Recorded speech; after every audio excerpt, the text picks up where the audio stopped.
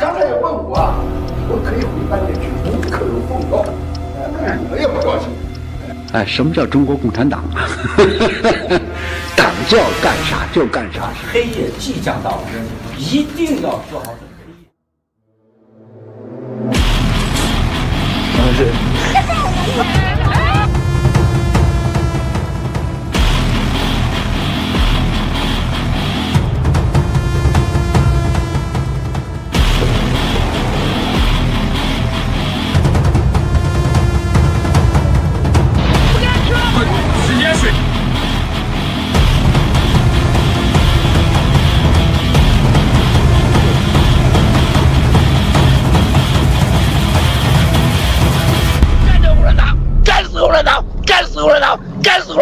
干死共产党！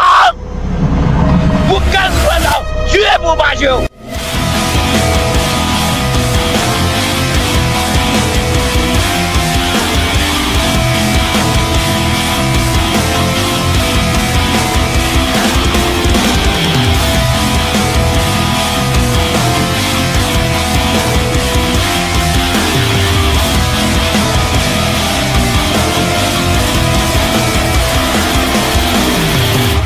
消灭中共是正义的需要。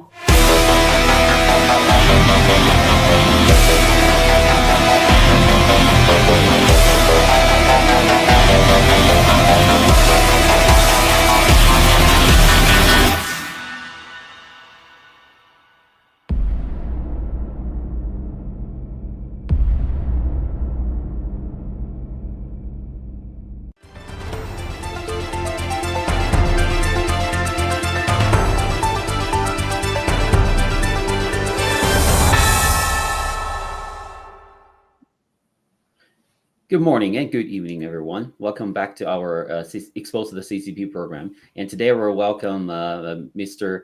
Truth07 and Chris to our show again. And we'll continue to discuss some interesting topics of decoupling and also Trump's visit to the Middle East today with everyone. So welcome our dear guest and brother 07. Good to see you. Hello. Again. Hello, Zee. Hello, everyone. How are you? And welcome to our program. We hope you're going to like our program tonight. Today. Yes, it's going to be very interesting, very cool topics. And welcome back, Chris. Good to have you here. Hi, everyone. I'm happy to be on the show again tonight. Thank you. All right. Thanks. Okay, so let's play a video from an interview from Mr. Steve Bannon with NFSC. And he talks about specifically about his policies upon the CCP and his recent move. And let's check it out. This past week is really a historical week for President Trump and the U.S. From the Monday U.S.-China trade deals to record-breaking investment commitments secured during Trump's Middle East trip, totaling in trillions of U.S. dollars. My question to you, Steve, is how might such developments reshape the global geopolitics, particularly given the Gulf nations' deepening economic ties with the CCP over the past decade? I think this is what's so important about it. I think Rabbi Walecki wrote a great piece or did a video that I want everybody to see about how he thought this week was, because of a lot of controversy about have we forgotten our relationship with Israel and Netanyahu in the United States, that was really the loser was the CCP. Mm-hmm. And I tend to agree, over the Biden administration, after President Trump had the 2020 election stolen from him, really Saudi Arabia, UAE, it started to look much more to China. They did large output deals. Remember, Miles Guo told us that when they did these output deals, they would not do it in petrodollars. Mm-hmm. And this would be the beginning, the foundational element of the CCP's hold on the Persian Gulf, given the fact they already had or were working on an output deal with the Persians. So you'd have the Persians, the Saudi, UAE, all in long-term output deals that were not converted into dollars. I think we reversed a lot of that this week. But most importantly, I believe that President Trump kind of laid it down that Western-style capitalism is the way forward. Investment, opportunities, that it's more important. This is the first president's ever gone over and not made national security and really defense and arms spending in the Palestinian issue and the Israeli issue, the force of, front and center. He really talked about what was front and center was new technology. What was front and center was each nation developing as they wanted to develop. And there was going to be economic opportunities both to invest in the United States and for the United States to invest in them and to work on technology deals. I think it was he changed this has been the biggest change in the Middle East since Jerusalem and Damascus fell to the Arab and British army under Lawrence of Arabia back in 1917, 1918, the Sykes-Picot Agreement that really reorganized the Middle East. This has been monumental, and the loser in all this is Xi and the Chinese. Yeah, it seems like a very peaceful week, but we know that this Trump's visit to the Middle East must be a bombshell to the CCP. This is why they also sent their representative to be there and try to influence and their deal. And from the media, we can see that the Trump has made a great deal with both Saudi Arabia and also Qatar, and also the what's the other one? Maybe I'll let Mr. Truth and share with us his opinions, whether you think Trump's visit is successful, and what do you think of the CCP behind this? Thank you, Zee. Obviously, the Trump have delivered a very powerful geopolitical knockout. Okay, from signing a fresh U.S.-China trade accord on Monday. Narrowing down the multi-trillion-dollar Gulf investment previous by the Friday. So the time is a very short, one after another. The deals yanks Saudi Arabia and the UAE back under a dollar-led energy order, where CCP trying to use the digital RMB yuan to trade with oil. Now I think the petrol, US dollar petrol is come back pair, and shedding a Beijing's yuan settlement ambitions, and the CCP be really cultivated during the Biden administration, but now all that is in vain by recasting Middle East's diplomacy around the technology and also shared prosperity rather than arms sales before. And Trump restored Western capitalism primacy and sparks the realignment on the scale of the 1917 to 1918 Kisses Pico redraw. So the biggest losers, Xi Jinping and the Chinese Communist Party, we can see. But then ironically, and the CCP doesn't want to really report that in Chinese media for the 1.4 billion Chinese people. You know why? They don't want to lose the face, number one. And they have lost all the hard work through One Belt, One Road.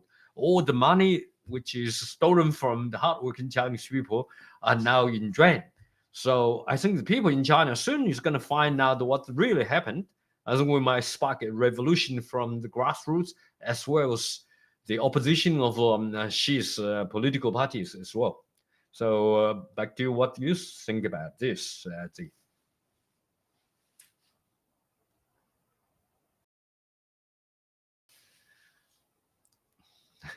Yes, I think this is very exciting deals, and Middle East is very critical. Once there is a crisis, and people are going to think about Middle East because that's the biggest export of the petroleum to the rest of the world, and that will significantly influence the stability of the energy prices and other geopolitical situations. I think this is a very encouraging move. Let's go to Chris. I will ask more questions to follow up. Chris, do you think this is exciting news? Is it really good for the US and bad for the CCP?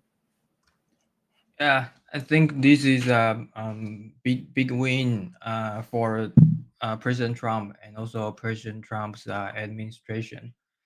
We can see that President Trump's Middle East trip aims to bring genuine peace to the region, and then the CCP, along with the American establishment, comprising the Republicans and Democratic elites and the deep state, who are President Trump's adversaries in the US, have consistently sown chaos worldwide and stoking hatred and creating plagues, famines, conflicts, and wars. However, President Trump's Middle East trip seek to end this wrong and usher in a millennium of peace in the region. during a 5-day diplomatic journey from Riyadh, Saudi Arabia to Abu Dhabi, UAE, and Doha, Qatar. President Trump secured trade agreements with 3 Middle Eastern nations and broke a 25 diplomatic deadlock with Syria. And we can see also that the Syria leader rushed to Qatar to meet with President Trump, requesting U.S. Development of its mineral resources, pledging to combat domestic terrorism, and expressing intent to sign the Abraham Accord. And we also see that during his trip, Iran's supreme leader vowed never to produce nuclear weapons, agreed to destroy weapon-grade uranium, and sought U.S. sanctions relief while preparing to sign a peace agreement with President Trump. And also the $1 trillion economic agreements, which Mr. 007 mentioned, were signed, and also securing massive orders and attracting significant investment, fundamentally reshaping the geopolitical landscape. So this effort prevents the US from being drawn into new foreign wars, improving relations between Arab nations and Israel, stabilizing the Middle East, reduce the CCP's diplomatic influence in the region, and increase US diplomatic influence. And most importantly, they brought true peace to the region, countering the CCP and the deep state's pattern of fomenting conflicts, disputes, and war for profit. So through this direct engagement and deal-making leverage and bypassing traditional diplomatic channels, President Trump achieved strategic objectives and advanced the goal of countering the CCP. So I think so far this trip is a great success and a good news for everyone in the world. Thank you. Awesome. I think this is definitely great transition period of time. And this, we also noticed that, especially to the UAE's visit, we see a very interesting face that Miles Guo has exposed a few years ago, that the illegitimate son from the Chinese, right now the CCP's vice president, Han Zheng, and his son, Peng Xiao, is actually the CEO of the Group 42, is also present there, signing some deals with them. And what do you think of that? Do you think the CCP is also trying to interrupt this deal? And what's their plan? I know Miles has exposed many times about his personal influence in the UAE, and also the CCP trying to take advantage of that to control the Middle East and eventually control all the energy market. And let's ask again Mr. Truth, and what's your opinions on the CCP's presence there? Well, I think as we know that the CCP are using, using the genetic connections to trying to project a continuity of Chinese communist red blood cell control. And that has been so. Peng Xiao, as the illegitimate son of Han Zheng, who was the deputy prime minister of the CCP for quite a long time, and belongs to the Shanghai gang, like Jiang Zemin and those guys. So what we're seeing, obviously, his son is the CEO of which. So you see how these guys made it. I mean, he made it because the CCP's all the resources overseas would be, projected to him, and made him such a figure. I remember Miles Guo has exposed what he's capable of. Number one, his company, the nanoparticles productions, all the resources worldwide, he's number one. So you know what nanoparticle is? I mean, it's a part of the the structure which is a part of the this modern, this vaccination mandate, the vaccination for COVID-19, which we know without that, all the so-called gain of function challenged, proteins, agents cannot be transferred into human brain cell easily. So because of that, so every jabs, you make money, and he is part of it. So this reflects how evil the CCP is, by killing people, by also using 5Gs, because nanoparticle is a part of the communication devices, okay, capable of receiving 5G informations, integrated into human brain and the nervous system, which eventually control, the jabbed bodies, okay. And you see, our experiment shows even you're dead, they can still detect who you are in the tombstone just projecting to your ashes. So those particles are so small, they're capable of penetrating your scalp, into your bloodstream, your marrow, and the bones, and all the organs. So he's the CEO. Remember that. Why these guys control that significant, material, which are capable of do massive killing. And also when you move into the Web 3.0, that's the communication, like a receiver, okay, in every human beings. That's very dangerous thing. Number two, he also has already through Chinese, censorship and screaming into, dig into, hack into Western health system. Basically, most people, like in Australia or United States, in Europe, your personal biological information has already been recorded in the whole gene data bank. So, in other words, by using nanoparticles together, combined, it can eliminate individuals which doesn't obey the CCP's rule in the future. So, if you think about it, this is a so targeted individual, okay, the one world pictures, and we're all on the data file.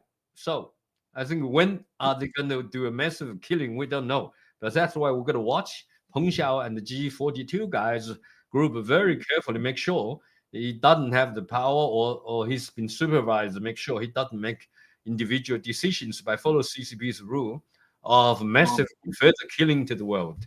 Back to you, Zee. Yeah, thanks, Mr. Truth. And you pointed out a very, very good fact that NFC and Miles has been emphasized since the beginning of the pandemic. The pandemic is totally caused by the CCP's bioweapon, the CCP virus, or you can call it the COVID-19, whatever that is. But actually, he also points out at the same time, back in 2020, the vaccine is actually the biggest problem, because he knows many insiders from the CCP that he knows so well about the CCP's evil plan long time ago to target on the humanity. So absolutely, the G42's technology is really, really concerning, because they're using artificial intelligence, most advanced one. By the way, they're also colluding or collaborating, either way you call it, with the top US companies like OpenAI, Microsoft, and many others to develop more tools to try to survey all the demographic of the vaccines map and how they influence the people. So what's their goal? If it's related to CCP, I'm most confident, or we suspect that it is for their evil plan to control the humanity. It's definitely not for the good of the humanity. That's for sure. Okay, so now back to Chris. And what do you think of this vaccine, and what's their CCP's ultimate goal behind this? Well, if we talk about the Xi Jinping plan, yeah, the G42. Yeah. All right. So I think they try to use the newest technology to control people and to manipulate people through our through AI, through our DNA and everything. But this has been exposed. If people follow Mr. Mouse Gro's broadcast, you can see Mr. Mouse Gro exposed them a couple years ago. So I think the American intelligence already know what's really going on with the G42. And but on the other hand, I'm more optimistic that because also in Moscow's broadcast, Moscow also mentioned that Peng Xiao's real father, Han Zheng, maybe he can be the one who endures in the CCP, and in the end, Han Zheng might take down Xi Jinping. They Moscow call him Sima Yi. Like if people are familiar with the Chinese history, they will know what that means. But I'm optimistic in this way is that we know that even though Peng Xiao is in Middle East during this trip, but I don't see like he interrupt the trip. Like I think President Trump still did what has to be done, and then bring like what we discussed previously. So on the other hand, we know that recently the CIA has the video of inside defections. So if my in a optimistic way, maybe they can inside the defection of Peng Xiao, and then make Han Zheng work with the USA and take down the CCP secretly. And then we know President Trump can also use them to fight each other. So if we're lucky to have that happen, I would really love to see that happen. And also that I think President Trump is still not only trying to fight the CCP, but also he will fight Bill Gates, the World Economic Forum again, and also the deep state. So I think right now maybe it's not there yet to totally bring them down, but I think in the future they will be bring down, and we'll see what happens. Because it won't. I don't think it will happen like suddenly in a short period. It will take steps to bring them down. So, well, even though Peng Xiao is with Trump during this trip, but still, I think there's hope, and then there will be some ways to take them down or make them cooperate with the Trump administration. That's how I think. Thank you. Yeah, there's still a long way to go. You know, this pandemic has caused so many tragedies and to many families. And we've heard a lot of things near us. And if you are fortunate that you didn't take the deadly vaccine, that's really a blessing for you, and hopefully can help yourself and your families to survive this disaster. But anyway, we need to hold them accountable. Looks like right now President Trump has been pushing for some policies to try to decouple with the CCP, and there are probably some also disturbance, you know, and some delays, but everything probably is rolling out right now. And let's check out another video from Mr. Bannon, and then we'll be right back. If we look at the difference between the two systems, the US and CCP, the CCP is not constrained by rule of law or democracy. And that's the problem. If we look at the Middle East deal, the CCP has courted Middle Eastern ruling families with offers through Belt and Road initiatives. The CCP made deals for the elite class, offering nuclear technologies and bioweapons and other advanced arms. So how the free world compete with the dictator's offer? First of all, it's not just democracy and rule of law. As importantly, they're not bound by the precepts of capitalism. Mm-hmm. And remember, we are free market entrepreneurial capitalists. We don't believe in state capitalism. We certainly don't believe in late stage finance capitalism. But the CCP, because they control every institution in the state, including the central bank, the ability to print money, they are not bound by they're really an autocratic economy. What do I mean by that? That they can determine they're going to build just to keep the construction industry fully employed and also make as much money for the regime as possible, that they can go and just build and continue to build these apartments after apartment, these condos after condos, and just keep building them, whether they're sellable or not, or whether the excess capacity of those condos are driving down the price that the Chinese citizens that actually have them can flip them and sell them eventually. That there's just too much excess capacity. We see this everywhere. This allows them to do one belt, one road. One belt, one road is just predatory capitalism based upon the British East India Company model that essentially took India and tried to open the door and take China. So they're not bound by the laws of capitalism, and that makes them very dangerous for a while, but eventually catches up with you. That's why I think what you guys just laid out, and it really revolves around, correct me if I'm wrong, it revolves around that the United States does not have the processing capacity yet for the rare earths, because rare earths are just dirt. But the processing of it is very environmentally dirty, very controversial. Of course, the Chinese Communist Party doesn't mind doing it because they don't care about the environment that Lao Baixing actually lives in. That deal for, looks like, access to rare earths, there's tremendous concessions to the West, and each one of them is a money-making opportunity for different areas or segments of our economy. And clearly, it's a cry for help from Xi. And so I would be very concerned, given that they're not bound by the laws of capitalism, that we get in too deep here. Remember, I'm a hardcore decoupling. Besson said in Geneva at the early morning 3 a.m. press conference about decoupling. Then he changed it, corrected it when he went on the Squawk Box and Morning Joe that morning. Said it's strategic decoupling. I still believe that is the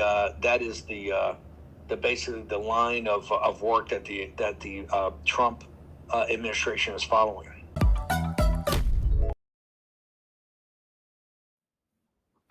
I think decoupling. This word has been mentioned many, many times by Miles Guo. It's so evil. It is basically a dictatorship system that there is no free market in China at all. All the economic policies can be determined by Xi Jinping alone or by some small group of gangsters among the CCP top senior officials. And are these economic policies are going to be beneficial for U.S. people, for Chinese people? Most likely not, because they're for the interest of the small kleptocrats within the CCP, and they cause so many problems, as he mentioned in the video. So we know that we have discussed the previous 2 weeks that the Trump have enacted the tariffs upon the CCP, and it's been quite successful. So let's start with the Chris this time. So what's your opinions on the future? Like, is the CCP going to be surviving? What do you think of the U.S. policies on CCP?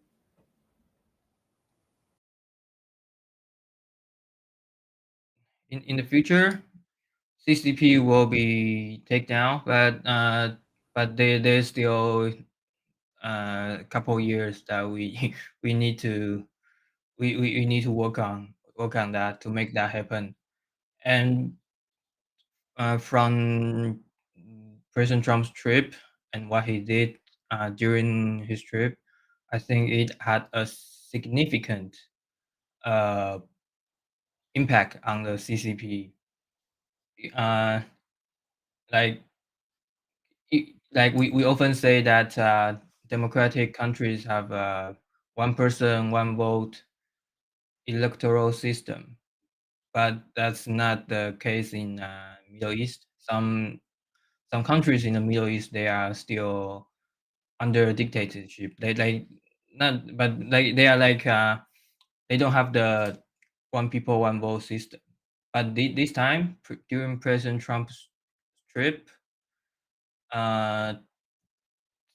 these countries, they express their vote of support by choosing sides. Like if we use the Taiwan's election terminology, President Trump's Middle East trip effectively poached the CCP's infiltration operatives, weakening their foundations and winning over their supporters.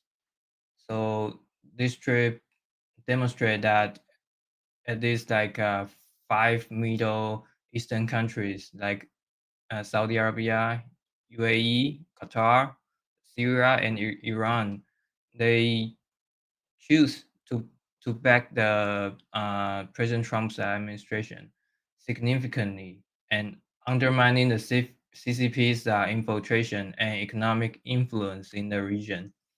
And it also has effect in five ways. First is the economic impact. So seizing CCP's investment and markets in the Middle East. We know that Qatar Airways signed a 96 billion aircraft order with a deal with Boeing, while the CCP canceling Boeing's contract, and Middle Eastern countries fill the gap with 250 Boeing orders.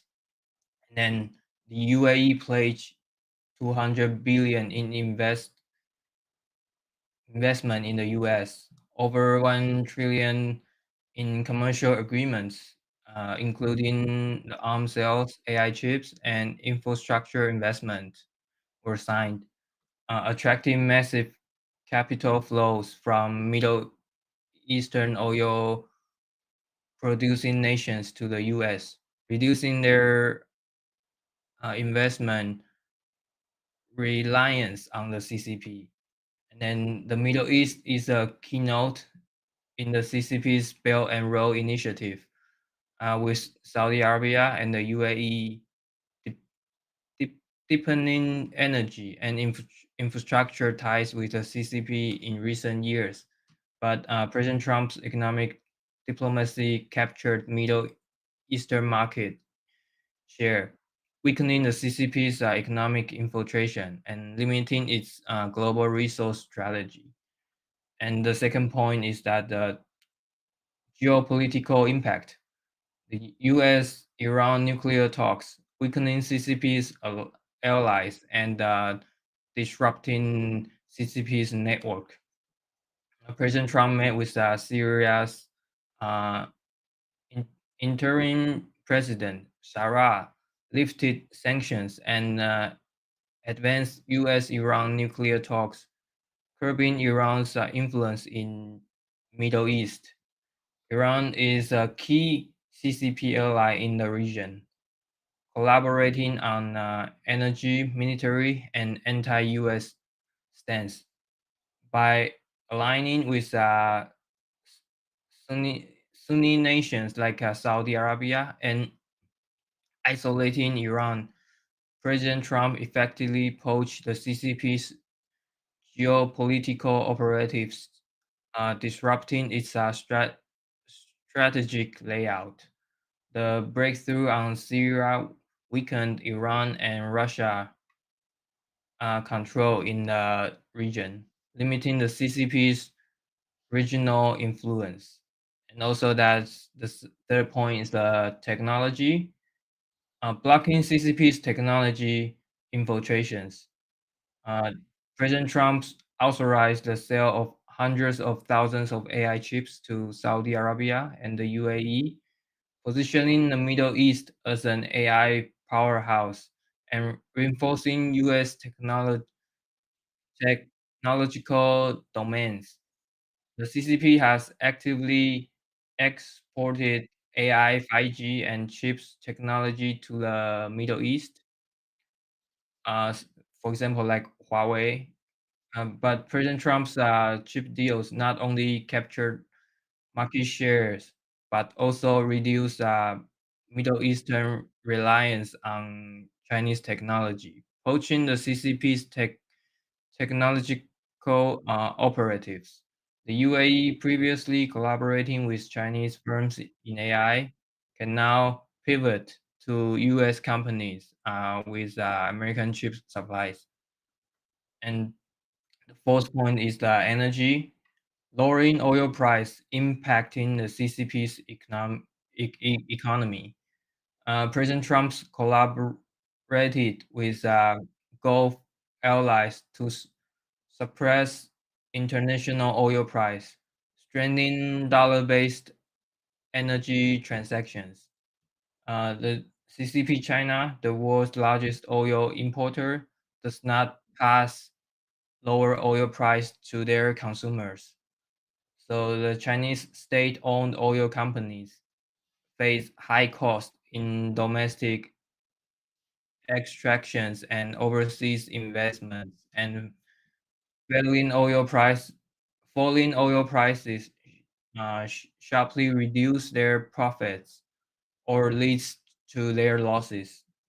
And then the fifth point I think is critical is that obstructing renminbi, the Chinese yuan, internationalizations, increasing financial pressures toward the CCP. The global oil trade is primarily settled in US dollars. So President Trump's collaboration with Saudi Arabia and others to lower oil price and reinforce dollar hegemony undermines CCP's efforts to internationalization of their renminbi. So if the CCP cannot expand renminbi settlement in oil trade, it must use most foreign exchange reserve for imports, increasing financial strength. So we can see from President Trump's Middle East trip, weakening the CCP's global influence on multiple fronts, providing substantial support for the strategy to counter the CCP. Yeah, thank you. Thank you, Chris, for summarizing such a great statement. I think definitely the stance on the CCP is very clear. If they don't even use decouplable, the actions of the U.S. government and President Trump shows that they're ready to decouple, or at least use the de-risk from the CCP, because the CCP is definitely one of the greatest, well, not one of the, right now, currently the greatest threat to humanity right now. So, okay, back to Mr. Truth07. Yeah, I think what we see is Steve K. Bannon said he is he is very clearly define himself as absolutely decouplingist. So in other words, we can play a little bit game in the beginning, but we will know CCP already been lying to everyone, lied to Chinese people, lied to the West about just about every deal you make them. They say they're gonna do it, but in the end they're always don't do the way that should be agreed on according to Western and the capitalist markets rule of law. They don't obey the law. For example, very simple. Why would the CCP's, financial accounts cannot get audited by the Wall Street before they get listed and then scalping all the cashes found in their own pocket or in the own side? So, I mean, you have two rules, two systems. One is to be in favor of CCP's financial penetration and capital penetration in the U.S. market, and another side that then you cannot auditing the CCP's listed companies' financials. And it's up to them. They say how much the share was, then you give the money or not, you do the deal or not. So that to me, it's not acceptable. And this is what exactly the super hawk, like Steve K. Bannon said, we ought to decoupling this time completely with the CCP. So they won't last for about 2 or 3 months. So the business is finished. The Laobaixing is going to be start to have a revolution as the wages is not paid. Okay, wages is not paid. You remember? Okay, after tariff comes, and then back the company shut down, and only CCP-owned enterprise is still operating, and they are the market economy, but not by free competition, but rather by what? By the CCP's determination, where they want their own company to be the economy, the market leader, and they also subsidize all the trades, so to destroy Western manufacturing capabilities. I mean, US, think about it, all the car manufacturing bases is gone, okay? So like in Detroit, it takes years or generations to recover. It might not be never recovered. You know why? I heard about some US, broadcaster says, we don't have those technicians, those workmanship where they now all over 60 years old. Even you bring the manufacturing there, no one knows. You got to train them from zero. It's too expensive. It's economically not, viable. So given all that situation now, CCP is penetrating to your DOJ, every aspect of the government agencies, okay? And they use the taxpayers' money to kill, okay, your citizens, and the massive amount of Ventolin sales and killing millions of US citizens. So if you don't want to be destroyed, you have the completely decoupling from CCP now, okay? Or in the next 3 months, once CCP doesn't deliver what they're going to do in the, sign off in the negotiation in Geneva, okay? So that's why Benson, the financial minister, he said, maybe it's called strategically decoupling. What does it mean? So we give them 3 months, and we have, we have a demand for them for the CCP to open the market, open the capital market, right? And then open the joint venture market, open the technology joint venture. But I think in the end of the day, these are the bloodstream of the CCP. I don't think they will allow anyone to scalping half the profit out of themselves. So in the end, they will lie. They will approve themselves, lie to the U.S. government again, and lie to the Western capitalism again, because they are so-called the state-owned imperial capitalism. Basically, they don't care about anyone except their own profit. Don't care about how much wages, how little they're going to pay to the Chinese workers, the blood sweat, factories. That's not their concern. They don't worry about how many people is going to be killed by initiate the biological weapon against the West. So how many Chinese people get killed first and now continue kill. There are like 80% the lungs nodule been tested between people of 20 to 45 in China, over 1.3 million samples delivered. So that means 85% of our brothers sisters are gonna die in a few years' time, just the lung cancer alone. So this is what CCP is. So if US, still give the CCP a try for the next 3 months, fair enough. But I think the end result is, as Miles always told us, the nature of CCP is what? Is they're evil. They're not good.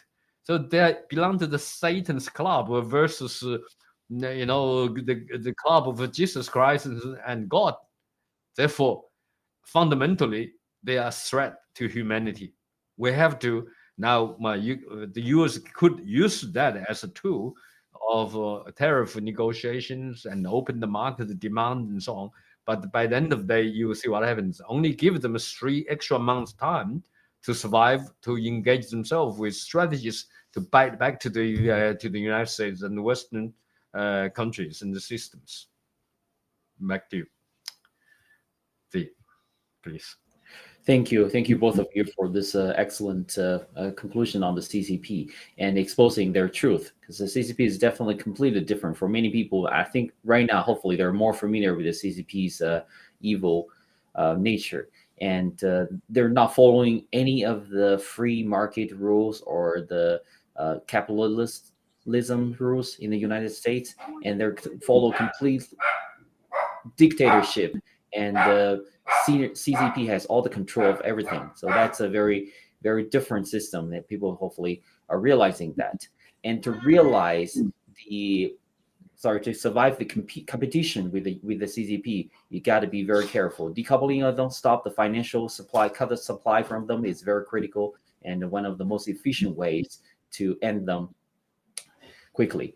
Okay, I think we're kind of running out of time. I would like to maybe last emphasize one more thing. From this one, we can see that the AI era is coming, it's imminent, or it's already here. And no matter it is the competition between the US and China, the chip war, semiconductor manufacturing, all everything is what can we do to be part of them? Because if this AI tools is misused or abused by the evil people, like the Chinese Communist Party, they achieve a totalitarian regime globally, and that's definitely not what I want. Hopefully, it's not what you want either, our dear audiences. And if we use it correctly, it's going to help to expedite our technological development and advancement to help push our civilization to a higher degree, and everybody can live a happy and stable and peaceful life, hopefully soon. So that's all the open questions for the audiences, and that's all I want to say today. And then we have a couple minutes for each of Truth and also Chris, and we're going to conclude our program today. And now let's start with Chris. Okay, so the CCP has never pursued win-win strategies, but instead they use sugar-coated poison to feign cooperations with other nations. In other words, it employs deceitful tactics to gain support and recognitions. At its core, this is just a con job. So I think the world starting to realize it, and President Trump understands it. So this time, I think he will do a lot to help the world to take down the CCP. Thank you. All right, now, Brother Truth. Great. And thanks, Chris, for the great comment, and Zee as well. What I want to say is that the CCP over the last 74 years been the legitimate government ruling, enslaving the 1.4 billion Chinese people until now, the organ harvesting, okay, and also Xinjiang genocide, ethnic genocide, and also Tibetan as well. So every day you have, dozens of young people organ being harvested, and then the body being dumped onto the parks and so on. And it looks so terrible. So the CCP is so evil against the humanity, what they have committed, not only in China, but they have killed tens of millions of Western people since they released the biological weapon, not by accident in the fish market, but intentionally as a biological chemical weapon, okay, to reduce the world population, to create the lockdowns, consequently for financial disruption, and so many people lost the businesses and so on, okay. And now the use of fentanyls also kill all the young American people, so the hope of next generation, and people get drugged up. So therefore, your brain can't think properly, and the jabs also reduce the population regeneration as well. So make the infertility a part of the side effect predominantly been observed. So, CCP haven't done anything good for the Chinese people, okay, and haven't done anything good for the Western people, population, humanity, and businesses, and anything. Not to mention about the upgrading human race into high moral standard and technology advancement. They still, and also, they tell lies. Chinese brainwashing the Chinese people through Cultural Revolution. 10 years destroyed all, our belief in Taoism, Buddhism, and even Confucianism, okay, planted the Marxist ideology about just about everything in textbook, and they have exported Confucius schools, institutions into all the US and the Western universities. They used the money they stolen from the Chinese people. Okay, so now half of the Chinese population are unemployed, and they have overbuilt so many houses which doesn't have no one wanted to live because of population reduction. So the housing prices slashed half, and now half's half, and destroying all the hard work of the last 3 generations inside China. So they haven't done anything. And so please, number one, stop supporting them with the internet censorship. So allow the Chinese people can read what we're reading on the free internet market informations. Number one. Number two, do not support them with the capitals. Do not dare to try. You're going to burn out, as Miles Gore said. You're not going to get your money back. Okay. And number three, just totally decoupling from them. And once the Chinese people knowing how bad they are, how we think about the new Federal State of China whistleblowers, Miles Gore, all the information expose them, I think then we will take down China. Plus, we have more than half of the CCP's members are really in supporting of the new Federal State of China. So please don't help the CCP, but just decoupling from them. Let the Chinese people decide how we're going to take down the CCP. Thank you. Excellent. Thank you so much for this strong will. I think eventually, maybe very soon, we're going to achieve this goal and let more Chinese know the truth. And I remember the 3 top things that Miles Gore have suggested to the U.S. government is first one is decouple, is cut their financial supply to CCP. Second one is take down the Great Firewall to let the Chinese people hear more truth about the world. And third is also, what's the third one? The sanction the CCP's officials foreign assets or confiscate, and that will expedite the collapse of CCP very, very soon. Okay, so that's very good, and we have a very nice time and program today to review more truth about the CCP. Thank you very much for watching, and thank you, Chris and Truth, for coming. And we're looking forward to seeing you again next time. Thank you. Have a good day. Thank you. Let's take down the CCP. Take down CCP. Take down CCP. Take down the CCP. Take down the CCP. Take down the CCP. CCP. CCP. Take down the CCP. Take down the CCP. Take down the CCP. Take down the CCP. Take down the CCP. Take down the CCP. Take down the CCP. CCP. CCP. Take down the CCP. Take down the CCP. Take down the CCP. Take down the CCP.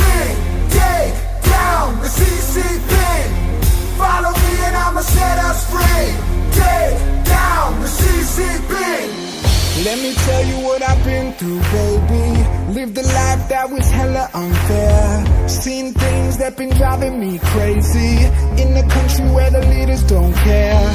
Didn't think we had the courage to change it. Tore it down and they weren't prepared. Everything that they kept us from saying. Now we talking and they better be scared. Take from us. Tell us what and who to love. Swear I finally had enough. It's time to rise above. Take down the CCP. Take down the CCP. Follow me and I'ma set us free. Take down the CCP. I said, take down the CCP. Take down the CCP. Communism's dead to me because it killed our families. Communism sucks, hard for me to give a fuck. I to tell them and they try to keep it on the hush. Middle finger up, turn into a fist. They wanna keep the poor so they never rich. If you wanna see the future, look into the past. Been a century of silence, we gon' take it back. I'm just stating facts, tell you how it is. Ain't no way to change shit if we don't resist. Take from us. Tell us what and who to love. Swear I finally had enough. It's time to rise above. Take down the CCP. Take down the CCP. Follow me and I'ma set us free. Take down the CCP. I said, take down the CCP. Take down the CCP. Communism's dead to me because it killed our families. 这是你我维护正义的必须，这是你我维护正义的必须。Take down CCP. Take down the CCP. Take down the CCP. Follow me and I'ma set us free. Take down the CCP. Take down the CCP. Take down the CCP. Communism's dead to me because it killed our families. 你完了，共产党！你完了，共产党！你完了，共产党！你完了。